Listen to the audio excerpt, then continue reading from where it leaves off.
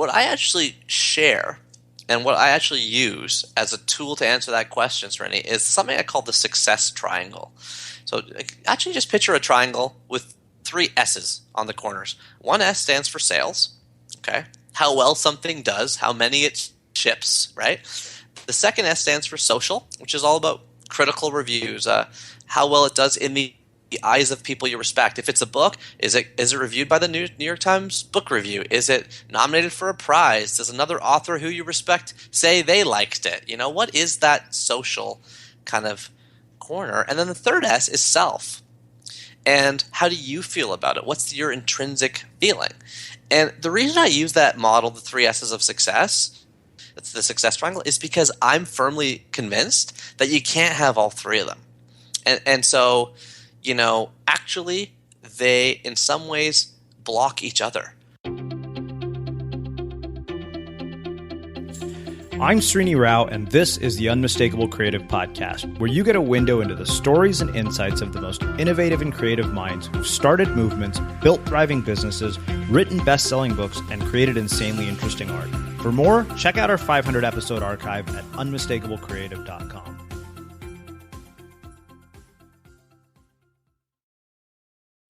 Neil, welcome to the Unmistakable Creative. Thanks so much for taking the time to join us. Thanks for having me, Srini. I'm looking forward to this conversation. Well, it's really cool to have you here. You know, when I saw you email me and you said that we had spoken 6 years ago, it was so bizarre because you were one of the very first, like, couple hundred interviews that we did when we first started the show as the podcast for bloggers, Blogcast FM. So it was kind of surreal to see that message from you and to see emails that I had sent you back then. So rather than give it away for our listeners, can you tell us a bit about yourself, your story, your journey, your background, and how that has led you to everything that you're up to now? Sure. I'm happy to. And it's funny, 6 years in internet time is like, to me, that's like a 30-year friendship from childhood, Yeah. normal time. 6 year relationship through the internet. I mean, come on, like that was a long time. And, and so, you know, Neil Pasricha, born September 17th, 1979. My parents did all the hard work. My dad's from a small village in India, near Amritsar, India. My mom is from Nairobi, Kenya. They emigrated to Canada in the late 1960s, settled in a shady suburb an hour east of Toronto. And, you know, my dad being a teacher, my mom being a bookkeeper, accountant, they worked really hard. And they were able to give my sister and I a great kind of quiet, happy childhood throughout our lives. We got really lucky growing up in the suburbs, you know, pre everything, right? Like, you know, taking the train downtown to go to the bookstore, watching the Blue Jays play and win the World Series. We didn't really appreciate how much hard work they'd done. We didn't appreciate the fact that we always had power on in our houses, the fact that we, you know, could just drive somewhere and get whatever food we wanted to eat, you know, around the corner. These are things that my parents kind of fought for to give us coming here. So I'd say I had a really comfortable and quiet and sort of great childhood. A couple things stick out for me. One is I couldn't sleep. I was a really bad sleeper. This is pre, you know, texting all night. So I went to the library every Saturday morning with my mom, and I had certain Dewey Decimals that I'd like navigate to words, like 741.59, and I'd pick up all the cartoon books, or I'd pick up all the Hardy Boys books, or I'd pick up all the Babysitters Club books and pretend they were for my sister. And I would just read. Like after the house went to bed, I would stay up and read until I fell asleep, which sometimes was, you know, a book or two into the night. That's one thing that sticks out. The other thing that sticks out for me is that love of reading eventually channeled itself into a love of writing. And so, you know, in grade 6, I started the Portable 6 press with my friend Scott, drawing pictures of tanks and writing little jokes about our classmates, flattering jokes. And eventually in high school, I became the editor of the high school newspaper, which we called Graffiti. I don't know, it sounded very progressive at the time. And we wrote top 10 lists and little articles and some opinion pieces. And then I graduated from high school. I went to Queen's University, Kingston, Ontario. Took a Bachelor of Commerce degree there, but spent most of my time reading, you know, writing. And eventually worked my way up to being the editor of the only weekly humor newspaper in all of Canada called Golden Words. It was a real ride, you know, working with 15 to 20 people every week, spending probably double the amount of time we were spending on our classes, putting together a comedy newspaper every week in the vein of like Harvard Lampoon. That was sort of the style, and it became a real formative part of my university experience. So let's flash forward a little bit.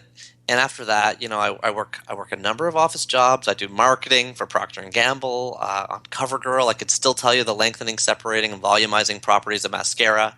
That didn't work out so hot. I think I quit just before I was going to get fired on that one. And I then started up a restaurant chain, bought a franchise for Quiznos with my dad. I'm 23 years old and smearing, mustard and mayo on people's sandwiches 24/7, hiring a staff. I learned a lot of lessons there on leadership, how to hire people, and the fact that I had a love of developing others. I think we put out a great sandwich and in a great store, but also learned that it's not easy being an entrepreneur, and it's not easy when you're on your own and you get the call at 2 a.m. on a Friday because somebody can't close the store and the grease trap's overflowing, and a customer complained that they got expired chocolate milk and their kids vomiting at home, and you're like, this is my life and I'm losing money on top of that. So I had that formative experience, and eventually at age 25, 26, I went down to Boston 2 years, did an MBA at Harvard, a couple years. You know what? I wasn't sure what I wanted to do. I had a love in my life to try new things. I met incredible, interesting people from around the world. It's got a huge international student population, so that was just great getting to know these people. And I said to myself then in my mid-20s, turning, I said, okay, I've learned that I love developing others, and I think I love human resources, if you want to call it that, in a big company. So then for the next decade of my life, from age 25 to really just about a month ago, I worked in Walmart for Walmart Canada in the areas of leading the leadership development team, working for a couple CEOs, and learning and development as well, always in the human resource capacity, but with the goal of developing large groups of leaders and executives and CEOs inside the world's largest company. So that's like kind of the resume side. But you know what? The more interesting side is probably what happened to me 6 years ago when we started talking, which was that on a personal side, I had a lot of struggles personally in relationships, like a lot of people do. And a couple things came to a head at once. One was my wife. I got married 26 and sadly divorced at 28. My wife telling me that it wasn't really working out from her perspective. That took a lot of courage. I applaud her for calling it out before I realized it. But finding out you're going to get a divorce is heartbreaking, and it's I don't care how old you are, how long you've been married, whatever. It's a punch in the face. It hurts. And on top of that, my best friend at the time was really struggling with mental illness, and sadly he didn't make it, and he ended up taking his own life. And these two things happened very, very close together, on top of course, having to sell a house and kind of find a new life for myself. So I started up a little blog. And so we started talking about blogs 6 years ago. It was this blog. It was 1000awesomethings.com, just as a way to put a smile on my face before I went to Walmart every day.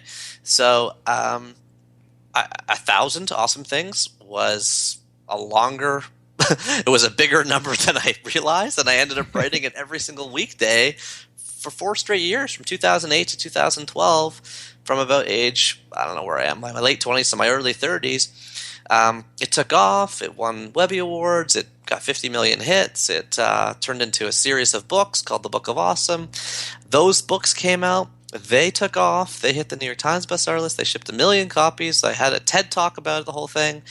And it seems like, I should sort of say, well, that's the end and everything turned out. But, the truth is, Serene, this is the part that I haven't shared with you and really with anyone up until now, is that whole time that was happening, it's like I wasn't happy on the inside. I mean, I'd lost 40 pounds. People said, awesome, man, what's your secret? And I said, stress. Like I wasn't doing anything except stressing. I wasn't getting enough sleep. I'm writing these awesome blogs every night, and the books are coming out, but I'm trying trying to process a divorce. I'm living alone. I don't have any friends in Toronto. I'm actually trying to navigate that whole really tumultuous personal side, the side that, it's not as public in podcasts and in blogs, but is the side that we live and we feel more. And that side, I was a loser. I wasn't succeeding. I wasn't meeting new people in the way I wanted to, and I wasn't in a relationship that I want. I wasn't in a relationship, never mind one that I wanted to be in. And so it took me some time in my early. I'm 36 now, so it took me some time in my early 30s, leading up to today, to get back on my feet. I sought out some therapy. I sought out processing things through my website, which helped a lot. And I eventually kind of started seeing people again, and after about a year, I met someone new, and her name is Leslie. She's a teacher, public school teacher in Toronto, and we fell in love. And I found myself shifting kind of from the observation of awesome things like on my blog to the application of awesome things like actually enjoying blowing out the candles on a birthday cake with somebody, and listening to great music at a concert, not worrying about answering emails when you get home, because a journalist wants to ask you a question, or because I made a promise to answer all my emails by the end of the night every night. So Leslie and I fall in love. We ended up moving in together. We end up getting married, and we fly to Southeast Asia for a honeymoon, this once-in-a-lifetime opportunity to just go far away, the two of us. This is like a year and a half ago now. And on the flight home from the honeymoon, Leslie says to me, I'm not feeling well. Not the kind of thing you want to hear on your flight home from your honeymoon. So we have a layover in Malaysia. And on the layover, she goes to the pharmacy. She's lying down. I'm stressed. So we have a 12-hour flight home. And we get on the plane. She goes to the bathroom. She comes back to our seats. We're on the airplane. And she's like, I'm pregnant on the airplane. So we have no one to tell except the flight attendant. So we tell the flight attendant, and she gives us like a muffin, and like writes congrats on like the back of her receipt paper. And finally, after the books of awesome had come out, the blog had finished, I eventually turned back to that thread I'm kind of pointing to throughout my life of like turning to writing as a way to process my new feelings and my new emotions. And I then spend the next 9 months writing what ended up becoming 9 secrets to happiness for my unborn child that turned into, honestly, a 300-page Word document, which is a really long letter to give someone. But I wanted to put in everything I could, and I wanted to take all my experiences working as director of leadership at Walmart and flying around and giving some of these talks after my TED Talk and my experiences with the book. I don't know what it all was, but I wanted to call it wisdom, and I wanted to call it a gift, and I wanted to call it a letter, and I wanted to call it some ways to live a happy life. And so here we are now. It's kind of springtime almost in 2016, and I'm just about to put out that letter as a book. It's called The Happiness Equation. It's the first book I've written in a few years now, and it's meant to not be the observation of awesome now, but the application of it. And so on a personal note, I've just left my job at Walmart 5 years after the Book of Awesome came out, just a few weeks ago actually, and I'm dedicating myself to this new book, to speaking about it, to starting up a new organization called the Institute for Global Happiness, which we've just launched, and to living a more experimental existence, seeing what works. And Leslie has now had our son. I used to say like we had, but really it's she had. So she had our son. His name is Hudson, and he's just a pure, delight and joy. And he can't read the book yet, so I guess it's good that I wrote it in advance. So when he eventually gets to the point where he can say, like, when's the movie coming out, I'll be able to kind of give him this book. But the book is done, even though he can't read it. Awesome. Well, wow, how's that for a really long life story? Oh, that was beautiful. And as you can imagine, probably it raises lots of questions. That's what you're good at. Yeah, yeah, exactly. Well, where I want to start actually is with this moment in 6th grade when you decide to start the Portable Six Press. I've asked people various forms of this question, but that tendency to look at something and want to start something and do something and build something, do you think that is something that is just inherently built into you because of the way you were raised, because of your background, your experiences, or do you think that's something that can be learned and developed? I definitely think it can be learned and developed. That's my personal feeling. I feel that way because I can remember my teacher in grade 6 and sixth grade, Mr. Olson, who was excited about the idea and provided us with access to the photocopier by giving us the teacher's code, and saying, hey, what do you need to make this a hit? Do you want me to tell the other teachers about it, or do you want us to he helped us to develop it. Maybe he wanted to do it as much or more than we did. And at lunchtime when it was freezing cold outside in the winter and me being terrible at sports, he said, well, you can stay in if you want to work on the newspaper. You weren't really supposed to stay in the portable at lunch, but if you want to work on the newspaper, well, that's kind of school, so you could stay in. So us, 11-year-old nerds got a chance to not play sports with the jocks and sort of stay inside. And I feel like he instigated it and helped us and pushed us, and we got to feel that thrill, but it came from a lot of people who helped us along the way. How do you find it if you haven't had those people who've helped you along the way? Well, I mean, there is some unique thing about look, until I had a child, I would equate it. I would have equated it to that feeling, to sort of giving birth to something into the world that was created from you, and that could have been the Portable 6 press when I was 11, but it also could have been a letter that I wrote to a friend, or it could have been, the photo books that my wife makes at the end of every year. She puts all our photos together into a book and prints them out, and we have a little book that we put on our pillow, and I won't say every night, but many nights we'll be like, hey, how about 2011 or 2014, and we'll flip through one of the years of our lives together. And so I get a high from that creative release of having something new come into the world. And so if you have that, then the teachers and the mentors and the podcasts and the books can help you, both justify and value those emotions and kind of strive to keep feeling them again and again, because you find new tools and new motivations. But if you don't have that feeling, I'm kind of coming back on the question before now, then maybe that's the part that needs to be cultivated first.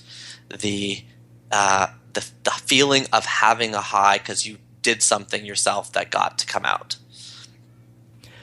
Yeah, it's interesting. I think that if there isn't some level of intrinsic motivation involved, if it is about all these external byproducts, it's really, really hard. Oh my gosh, of course, totally agree. Yeah. Well, I mean, I have a secret in the book actually called Secret Number 2. What do I even call it? It's right here. And the whole thing. Oh yeah. The four simple words that block all criticism. That's actually the secret. And the end of the secret is here's the Coles notes is do it for you. Those 4 words. And I actually tell the story, Srini, in that secret, about how I myself, when I started 1000awesomethings.com, it was just a WordPress. I typed how to start a blog into Google, press I'm feeling lucky, takes me to WordPress. There's a button at the top saying start a blog here. I press the blog, click a template. I want the blue one or the one with stars. You pick one, and suddenly you got a blog, and you can't even believe. You go to another computer to type it in because you can't even believe that anyone can see it. But then after a week or two, I start getting hooked on the fact that there's a blog counter, there's a stats page, there's ways to measure my success outside of my own internal measurement, and I got hooked on that stuff. I got hooked on it. I really wanted it to be a book. I really wanted to have it be a bestseller. I really wanted it to be a number 1 bestseller. And I went nuts trying to stay up late every night cranking on this thing so hard that it would just kind of hit all these numbers. But the problem with that is the numbers never end. There's always new things to compete with, and you lose track. Literally, you lose track. The studies actually suggest that you actually inherently lose your internal reason for doing something when you're given the shiny external reason. It gets lost in your mind. And so, there's been studies that show that they take 11-year-old girls and they say, why do you teach this girl the piano? And you get to feel rewarded by the fact that she gets to learn it. And then they tell these other girls, well, you get a ticket to the movies if you teach her piano. And of course, the ones that are given the extrinsic reward of the ticket to the movies, they get frustrated more easily. They give up. They yell. They're so upset Whereas the ones that are given the internal reason or the intrinsic reason, they, they kind of go all the way. They care deeply about the results. And so I could not agree with you more that it matters internally more than externally on any creative project you're doing. The hard part is, how do you keep that creative and internal focus? How do you keep that front and center? Because the external stuff, it's going to pop into your worldview every way you look. Mm-hmm. There's always going to be a stat counter or a performance evaluation or a blood test or someone saying good job or that stuff creeps into your face all the time. How do you get it out is the hard part. Well, so that raises a question. I think, we're talking about more than just blogs here, but really this idea in my mind of internal and external locus of control. And for the people who are incredibly driven by this external thing, is it possible for them to shift to being driven by an internal motivator? First of all, I think that the root is usually internal. You usually start something for an internal reason. I think so. I think you start something because somewhere something inside you kind of rings a bell. But what I actually share and what I actually use as a tool to answer that question, Srini, is something I call the success triangle. So actually just picture a triangle with 3 S's on the corners. One S stands for sales, okay? How well something does, how many it ships, right? The second S stands for social, which is all about critical reviews, how well it does in the eyes of people you respect. If it's a book, is it reviewed by the New York Times Book Review? Is it nominated for a prize? Does another author who you respect say they liked it? What is that social kind of corner? And then the third S is self. And how do you feel about it? What's your intrinsic feeling? And the reason I use that model, the 3 S's of success, that's the success triangle, is because I'm firmly convinced that you can't have all 3 of them. And so, actually they in some ways block each other.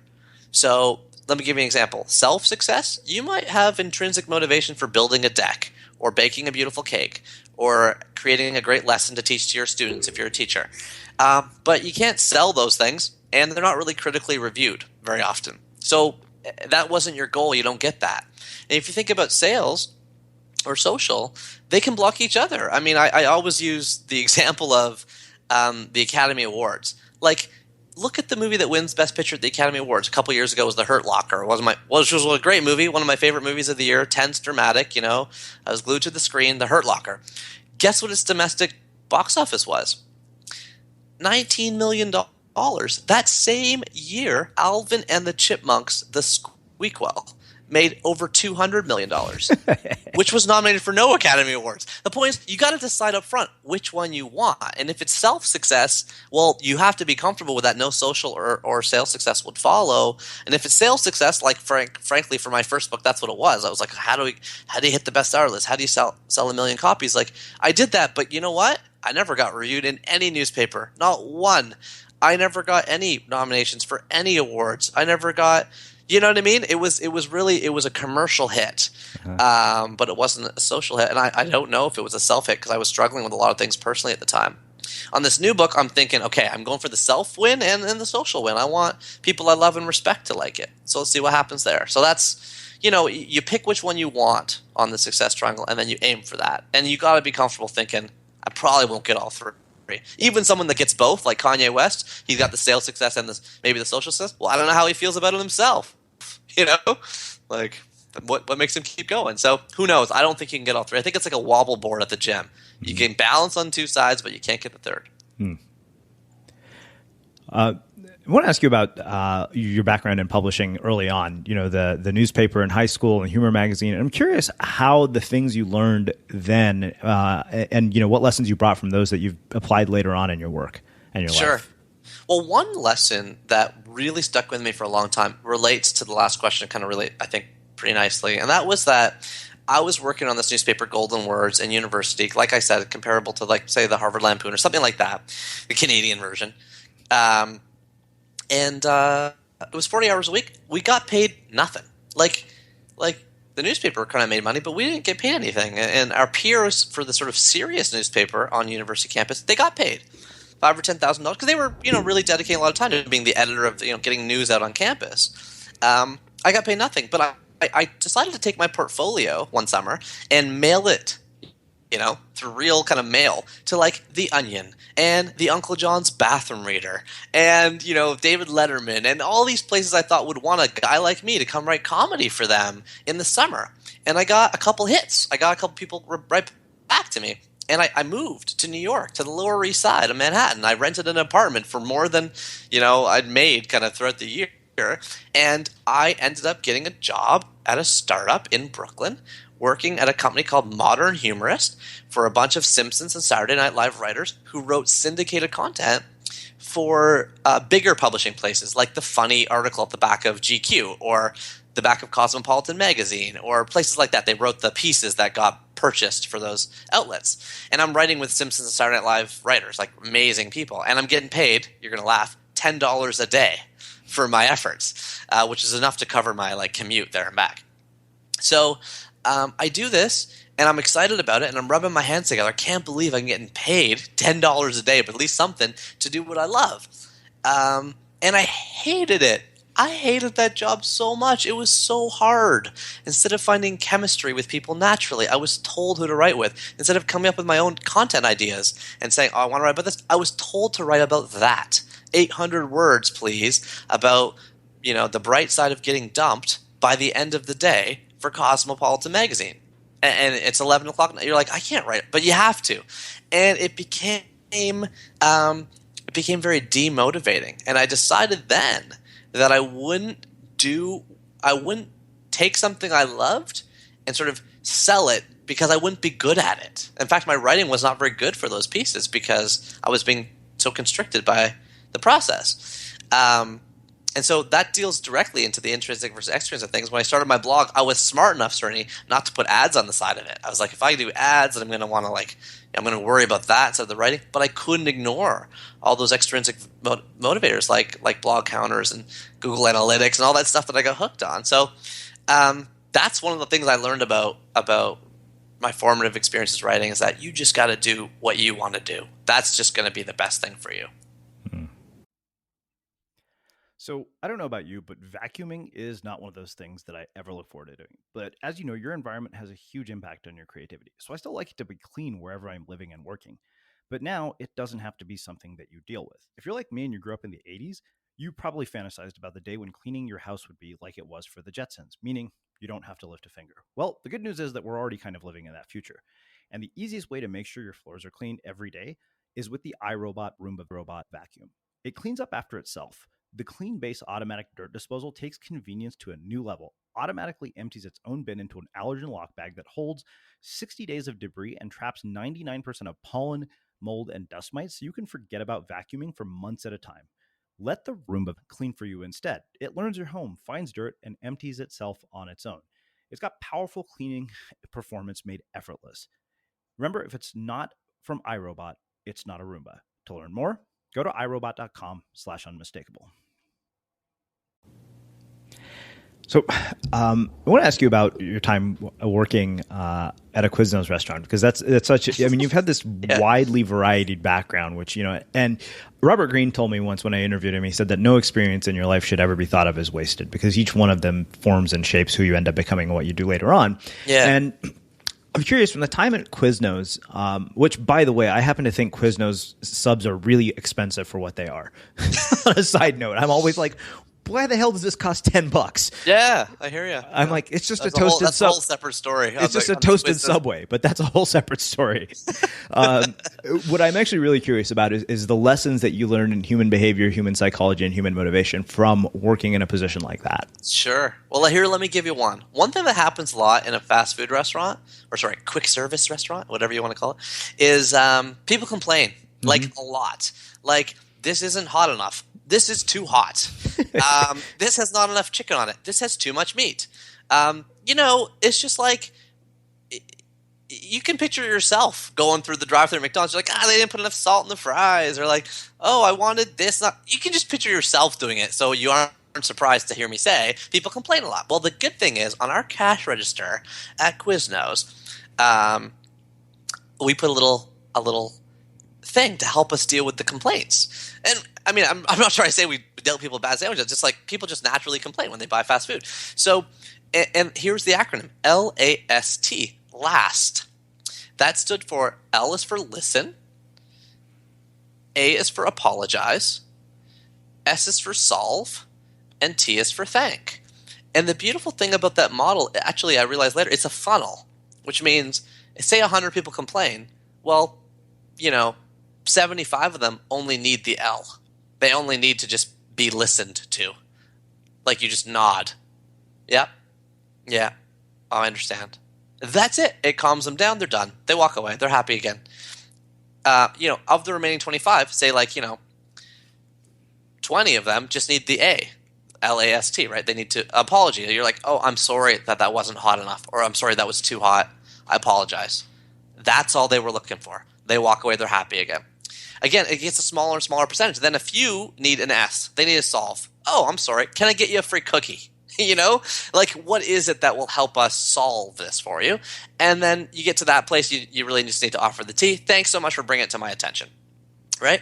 Thanks so much. We take ourselves seriously. We want to deliver a great sandwich. Thanks so much for telling me that there was too much lettuce or whatever it is.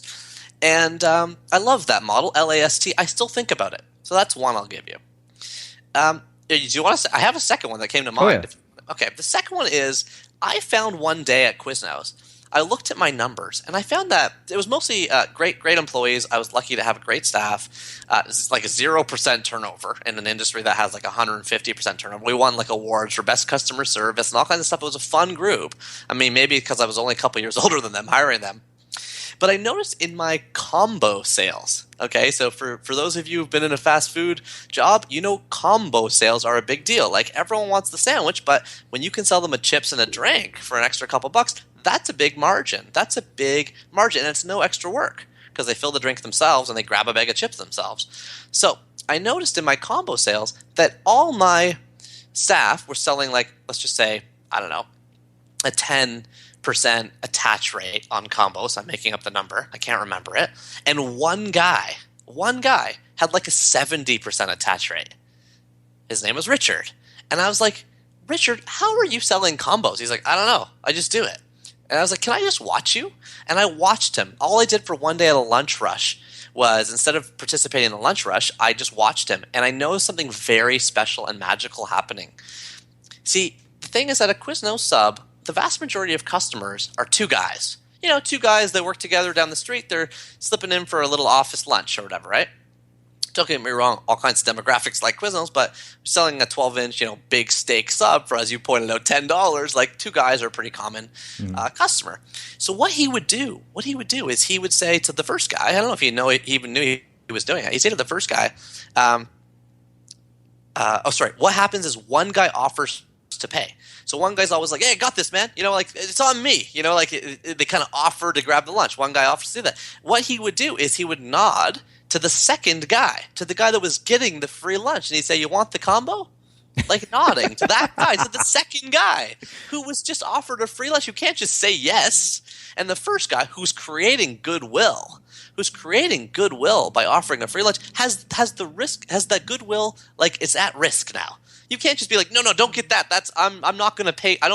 My offer for lunch does not include chips. You can't say that, right? So the first guy always jumps. Is like, yeah. Get the combo. Go ahead. It's on me. The second, and you never want to buy someone a drink and not get a drink, right? So then the first guy's like, make it two. And he was doing this with every person. One guy offers to pay. He turns to the second guy. You want the combo? That second guy doesn't know what to do. He pauses briefly. The first guy jumps in. Yeah, you want the combo? It's on me. And make it two.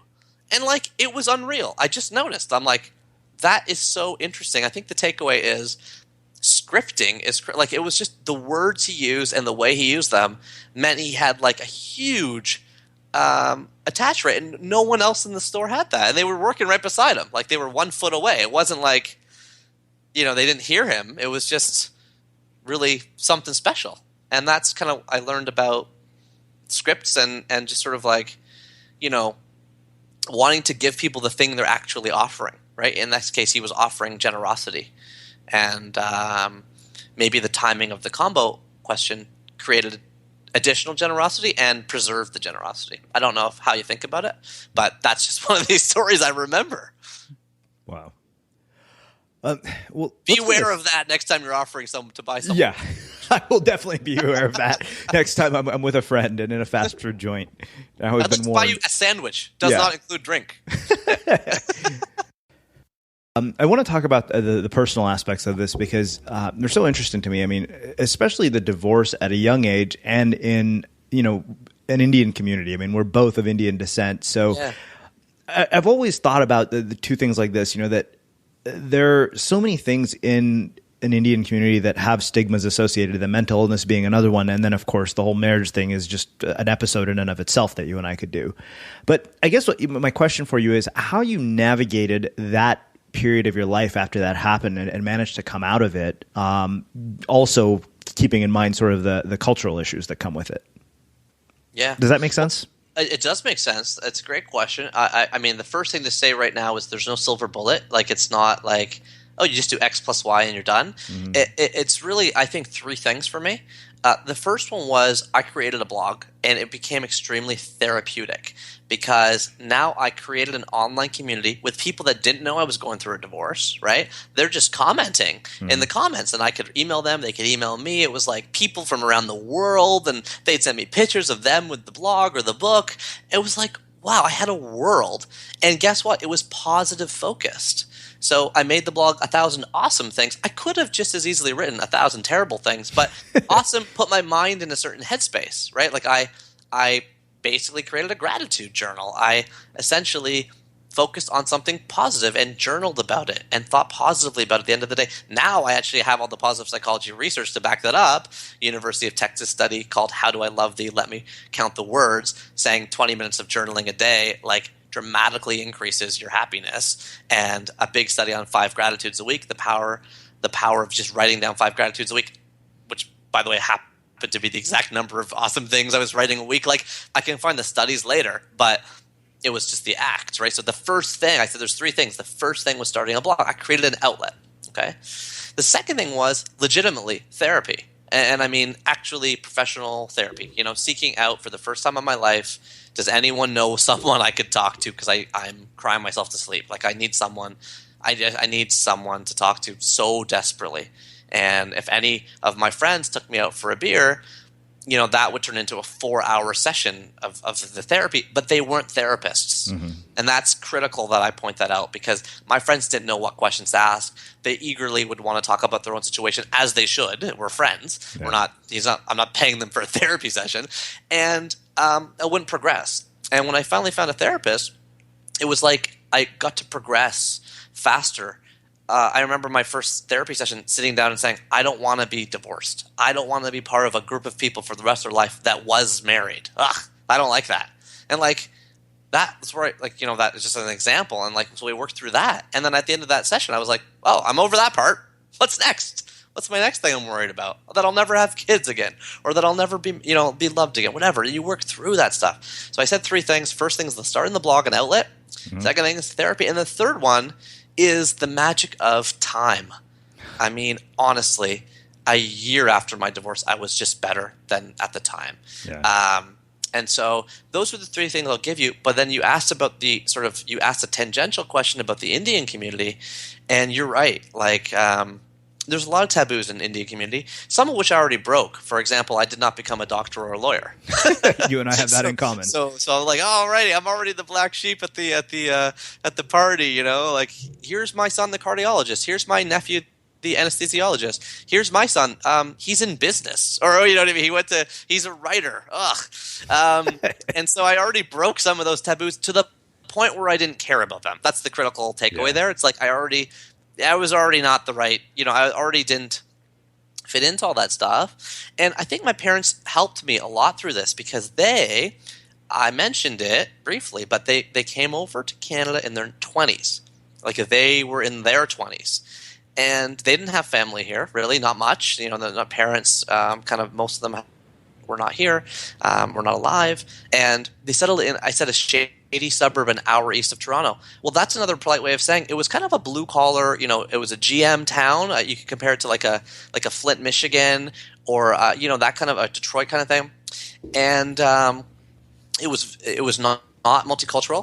But my parents had a choice. They could settle downtown Toronto in an Indian community near the temple and near Indian food and a place to buy saris, and that would have been great. And some of their relatives did that, and that's a great choice. They chose instead to immerse themselves in an extremely Canadian society without much of people of their background, and instead go on like canoe trips in the summer and downhill skiing in the winter and start eating meat and go to barbecues where they're like, hamburger? Never had beef in my life? I'll give it a shot. Let's go for it. And so their mentality was already like that. I grew up in that mentality, which I didn't appreciate until I was older. But my parents were just like, whatever. It's, maybe it's because their parents weren't alive, or maybe it's because they were on their own anyway, and they just wanted to like. We got a Christmas tree, Srini, because I came home from school one day and I was like, my friends have a tree in their house, and they're like, okay, let's get one. Like, we're Merry Christmas. Like, all of a sudden, but they hadn't celebrated it growing up, so they were just trying to fit in and learn Canadian culture, and so. There's some downsides to that. My mom speaks 8 languages. My dad speaks 5. I speak 1 because my parents were trying to speak English in our house. So I maybe lost some of that stuff, but at the same time, I feel thankful for it because it helped me, I think what you're pointing out, in an older age, be like, let's sell sandwiches, or I want to go to be a writer, or I want to, I was doing things that were, I guess you wouldn't say unconventional necessarily. They were definitely different, but they were unconventional for the Indian culture, and it was okay because my parents provided me that bubble to operate in, and I broke some of the rules early, so I was okay with it. So, one of the things I've always asked people is about the difference between post-traumatic stress and post-traumatic growth, and it seems like you kind of started out in this phase of post-traumatic stress, but pretty rapidly evolved into significant post-traumatic growth. So lots of questions rise from that. The first is, do you think that there is something that distinguishes the people who have an inherent ability to navigate a situation like the one you did with the reaction and response you did? And I'm asking this because I've, personally dealt with periods of severe depression where I could not have even thought of the solutions that you were thinking of. Well, I mean, you're asking an incredibly deep question, right? You're asking kind of the nurture nature type thing, and I don't know the answer. I feel like I have maybe gained enough wisdom from great leaders in my life to think it's somewhere in the middle. Like it's there maybe is some inherent qualities that people can navigate towards that may come from a young age, but also just mentally the desire to move and to grow and to study and to try is something you can, I think, learn. I'm not saying for severe depression, because of course we all know that mental illness affects 1 in 4, 1 in 5 people. It's huge. It's all. I would even maybe go so far as to say that almost all of us have some elements of mental illness. I certainly, both my wife and I have a lot of it in both of our kind of families, extended families, and so. And I shared my story with my friend Chris, and so I'm not going so far as to say like, oh, you can just cure that with a snap of a finger. But what I will say is more and more positive psychology studies are coming out saying, things like Penn State University, 3 brisk 20-minute walks a week actually in their study outperformed people on antidepressants and people doing both. Taking antidepressants and going for the walks. The 3 20-minute walks a week outperformed both groups. I go through that study in the happiness equation in the book. It's one of what I call 7 things anyone can do in 20 minutes a day. If you just want to jack yourself a little bit on happiness, like just go for a brisk walk. We all know that, Yeah. You kind of know that, but you don't necessarily do it. Right? It's hard. The hard part is getting up out of the dent you've made on the couch. Like that's the hard part when you're in the low. Mm-hmm. And so for me, I had the blog, I had the therapy, I had the time. Those are the 3 things I gave you. But also what I had was early on in my process, somebody said to me, "You should give a TED Talk," and that happened early. And I was nervous as hell. That TED Talk, which is you can see on TED.com. If you watch me now, I can't watch it. I can't. I cannot watch that because I know how much pain I was in giving it. I practiced it probably 50 times out loud in my apartment. I was sweating. I had to change my undershirt before I gave the speech. I was I was sweating. I was so nervous. I say throughout the whole speech. And you know what, Srini? That was the first time I publicly shared the details of it, the fact that I had this divorce and that my friend had passed away. That's the first time. And you know what? Here's the thing to tell you. The response was overwhelming, positive, like flooded with emails. Like people I didn't know at restaurants buying me drinks. Like, I saw your TikTok, like crazy stuff. Like people, I was traveling and this guy pulls up a car beside me. I can't remember where I was, if I was in New York or in Niagara Falls or something. He's like, screech, to the stop. And I like look at this car, stop right in front of me. He rolls in the window. He's like, I'm a teacher. Just showed your TED Talk. Love it, man. And then like hits the gas and like drives away. I'm like, what the hell? Like, where am I? You know, where else? What other world can we live in? But the point is, the response was so positive. The response was so positive that I was not – I'm not saying I was stronger to get through it. It was like I just happened to have an incredibly high amount of positive reinforcement come back to me quickly as I was going through that. So it helped me. And to add to the end of the question, I still feel pain from it. Like, 5-6 years later, if I still think about certain elements of those times, I will still forever in my life probably feel some sadness in my heart, and that's okay. And that's okay. It doesn't have to be like you're cured. It has to be like you can move forward. That should be the goal. So I want to shift gears a little bit and go back to the career piece of this. You mentioned that you had worked in development with, top executives and CEOs. And so two questions arise from this. One is the decision to sit down and say, you know what, I'm going to do this thing every day for 4 years. I mean, 1,000 awesome things. I mean, you and I both know that's a massive goal, even though it's broken up into thousands of small parts. So two questions arise from this. What enables that level of motivation to show up day after day? And what did you learn from the people that you worked with in these leadership development capacities about how I would ask you to answer that previous question? Does that make sense? The first question definitely, and then I think I'm going to maybe ask you to say the second one again. So the first thing is just stupidity. Like me not realizing 1,000 was a big number. Like literally, like because Goldman Sachs makes billions of dollars. Like hurricanes and earthquake affect millions of people. If you look at the media, like if you look at newspapers or you look at online, we don't see a 1 with 3 zeros very often. That does sound small because actually what we're surrounded with is actually millions and billions and trillions. And this hedge fund covers $32 billion in this. So literally a 1 with 3 zeros sounded small to me. It did because I was like, we don't hear numbers like that small anymore. And so that's kind of dumb. But the smart thing I did was I made it public. Okay, it's not just a diary on my nightstand. It's public, and it's a countdown. So my first post was not number 1. My first post was number 1,000. Broccoli, the strange mutant hybrid child of nature's ugliest vegetables, broccoli and cauliflower. I apologize profusely. I've had to apologize for that for 6 years. I didn't think anyone was going to read the blog, so I was like, whatever. I wrote it in 2 seconds. That's my proof that I just made it up on the spot. And then the next post was number 999. The last little triangle of potato chip crumbs in the corner of the bag, and they go through like the dump truck method for like tilting the bag and like drinking the chips, and you know what I mean. And then I was like excited to write that thing. And then 998, but the point is it was a countdown, which means it had an end to it, right? Like there was a light at the end of the tunnel the whole time through, and that helps you on those nights when you're like, I got nothing, and it's 11:58, and I'm supposed to post something at midnight, and I wrote. Here's an example. I wrote like number 653, ducks. Because they can walk, fly, and swim. Ducks 3, humans 2. Awesome.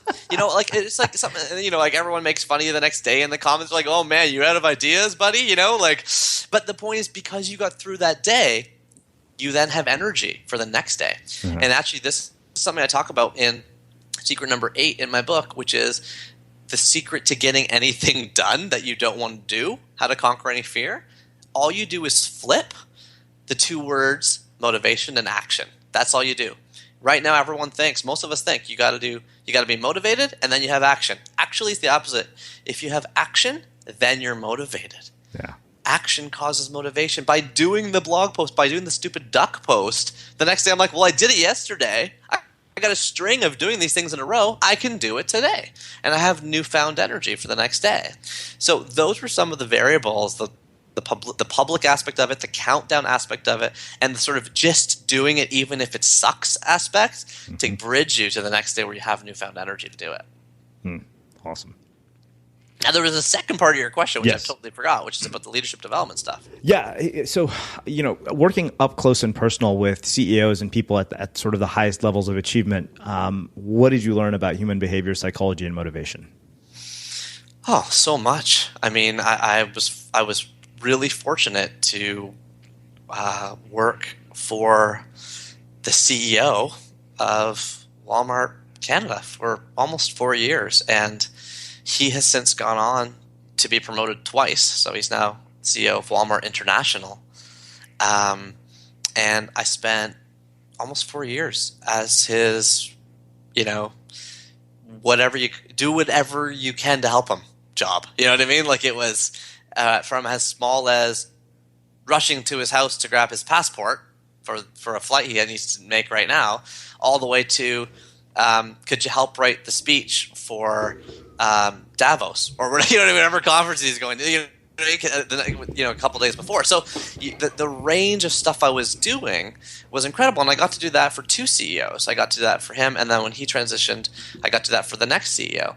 That was really formative, and seeing how CEOs operated up close is a job that I'd highly recommend anyone do it. And before people say, well, I can't do it, you were lucky to have it, I made that job up. Like, it didn't exist even at Walmart. I went to HR, the head of HR. I was in HR. I was leadership development. I was running leadership development. I went to the head of HR and I said, can I pitch you on an idea? And here's an article from the conference board saying why this job is an important one. And here's an outline of how I think the job could look. And the way I pitched it, here's my pitch, Sherny, is the way I pitched it, as I said, if for less than 10% of the CEO's salary – and I didn't know what his salary was. For less than 10% of the CEO's salary, I can make him 10% more effective, then it's worth it for you to pay me to do this job. And I made a guess that I'd be getting paid a fraction of his salary, like way less than 10% of his salary, but I would promise to make him 10% more efficient and 10% more effective by helping to manage his time, his energy. I would do little charts on how he was spending time internally versus externally. I would redesign the corporate meetings that he was running to make them half the time. I go through some of this in the happiness equation where I talk about, we saved 2.5% of total company time because I just redesigned one corporate meeting, and I downloaded sound effects and I rang gongs when people were close to their 5-minute mark, and I cut people's microphones off if they went over 5 minutes. Like, you actually couldn't hear them speak, so they had to walk off the stage. And suddenly everyone was petrified of the new meeting. So guess what? The meeting was on time. Like, it was a 20-minute meeting now as opposed to like an hour. So I did all kinds of stuff up close and personally, and I created the job myself. And I pitched it to HR. I waited the months for them to get back. I pitched it again. I wrote it down. I studied other people that did this job, and then I created the job, and I did the job. So if anyone, I think working for those leaders, and you've had that. I mean, a lot of people that we both know have had that. Ryan Holiday often talks about his experience kind of working for Robert Greene at an early age. You hear these experiences and they're huge, right? Because you get to learn from a master at a young age. So for me, like, summarizing what I learned from some of these leaders is kind of like a whole other podcast. But I could tell you that a lot of what I learned, a lot of the ways that they think are, first of all, very similar to you and me, with just a few tweaks. Just a few little hacks. And I'll give you one to answer this question. I'll give you one. Okay. This was the result of, and it's secret number 6 in my book, but this is the result of studying a couple CEOs of Walmart and then interviewing a number of them outside of the company and some artists and stuff. And the thing was this: the average person's making over 300 decisions a day. We all have decision fatigue, right? It's a part of the brain that we spend, but we don't realize that we're spending it. So, at the front of the grocery store, you're met with all the sugar and all the chocolate bars because you just picked from 30 kinds of salsa and 12 kinds of fish sticks, so you're tired. That's why people rust-proof their car, or add the $2,000 thing at the end of buying a new car. They're like, well, at this point, I've spent 30 grand, so just whatever. You know what I mean? And what I found that people were doing was actually filtering their decisions using a framework that I draw in the book, and I call it the space scribble. Think of every decision you make, Srini, on a 2x2 matrix of time on one axis and importance on the other. So everything takes either a lot of time or a little, and it's not very important or it's a big deal. Well, right away, the first thing these super leaders were doing is any low time, low importance decision, right away, the answer, what you put in the box, it's automate. Automate. And it's not going to be a surprise for you or your listeners because you're already there. But for a lot of people, like I'm thinking about how I'm getting to work every day instead of just following the Waze app. I'm thinking about what to take for lunch every day and who I'm going to eat with and where we're going to go instead of just making double dinner the night before and taking leftovers. There's so many things that go into that bucket, the low time, low importance. Then the next bucket is low importance, high time decisions.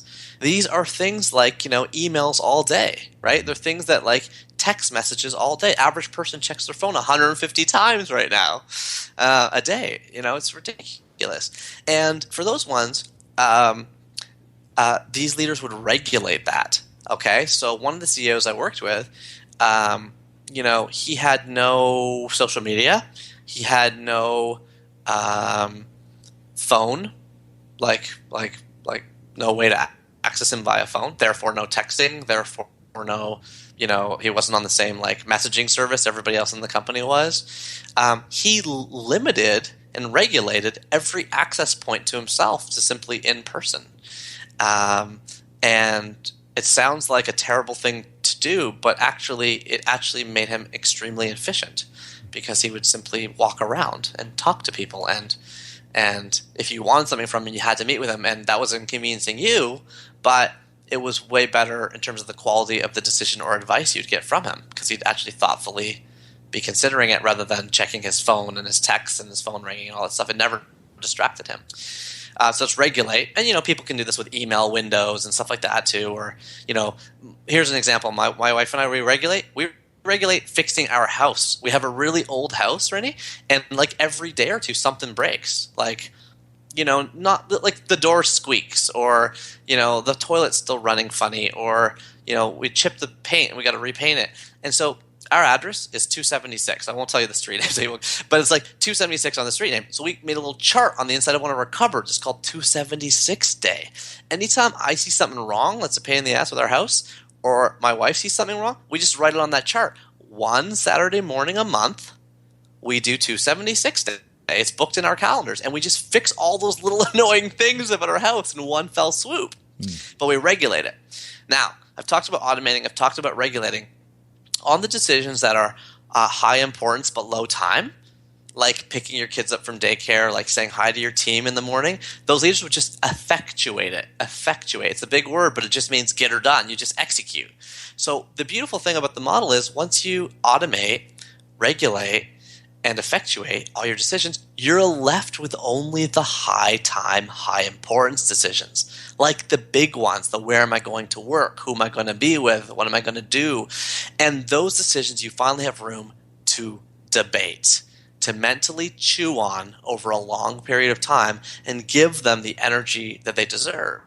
And so that space scribble is one that I created for the happiness equation, but it's based on my experiences working for and interviewing a number of these CEOs, billionaires, artists, successful New York Times bestselling authors, and saying to them, "You're really busy. How do you do it?" And that answer, the box is that answer. That was awesome. Well, Neil, this has been phenomenal. So I have one last question for you, which is how we finish all our interviews at the Unmistakable Creative. What do you think it is that makes somebody or something unmistakable? What do you think it is that makes someone unmistakable? You know what? I think that there's been a nice thread throughout this entire podcast about we've really been talking about intrinsic versus extrinsic. What we have been doing, of course, you and I, is very naturally talking about the value and importance of focusing on intrinsic motivators, the science and the studies that point to that, and show kind of the negative side effects of valuing extrinsic motivators, though they can be, of course, positive in the short term when you hit the numbers that you're aiming for and so on. But one thing I don't think we've talked about enough is that is typically a struggle, right? It's generally, for most people, a struggle. And I know you've had Derek Sivers as a podcast guest, and I loved your interview with him, because that is someone who strikes me as unmistakable, because he's really following his heart and doing what he loves, and that's the most important thing to him.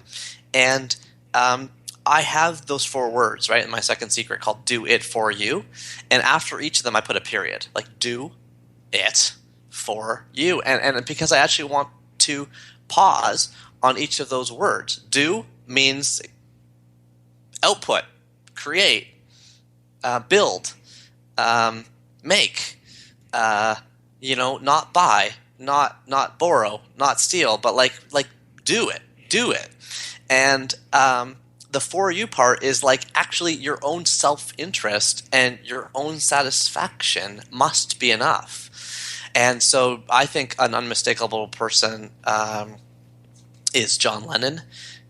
Most people who experienced his level of sales and social success with the Beatles would never have privately told John, George and Ringo that he was going to leave the group, but he did. And years later, in the last interview he did before he died, the Playboy interview in 1980, I think it was, famous interview. It's an incredible read for anyone that hasn't read it. It's like a 40-page interview when they did 40-page interviews in magazines.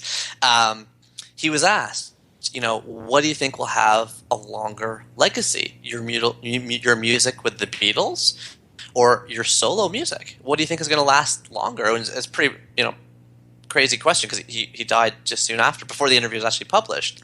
And he said, that is for others to judge. I don't stand back and criticize. I do. It's not for me to tell you if Imagine is going to be more successful than I Am the Walrus. I don't stand back and judge. I do. And so what makes someone unmistakable to me is to do it for you and constantly struggle internally, externally, to try to make sure that what you're doing is most satisfying to yourself, because I think that's when you'll do your greatest work. Awesome. Well, I really appreciate you taking the time to join us and share your story and your insights with our listeners. And it's been just such a pleasure to connect with you after 6 years. Hey, yeah, absolutely. And my pleasure as well. You're doing the hard, I think you're doing the hard work. I'm lucky enough that I get to call in and be on your podcast. But I think to create and put this together and to organize it and to execute it and to sort of talk to all these interesting people from around the world and put it out for other people to just have is like a huge gift. Well, I really appreciate you saying that. And for everybody listening, we'll wrap the show with that. Wednesday on The Unmistakable Creative. Srika Morale once taught me that your happiness is your greatest gift in this world. And most people take their greatest gift, this beautifully wrapped package that they have, and they give it away. And they give it away to people who really haven't deserved it. So he used to say, when you give your happiness away, you're giving, whether you give it away to the bus driver or to the colleague that pushes your buttons, or to your parents that stress you out, or to anything, when you give your happiness away, giving them the greatest gift you've ever been given. And, are they worth it? Are these people worth you giving the keys to your happiness? And I remember that resonating and going, yeah, I want to control my happiness. I control the keys. Emilia Zavotoskia joins us to talk about science-based tools for happiness, resilience, and peak performance.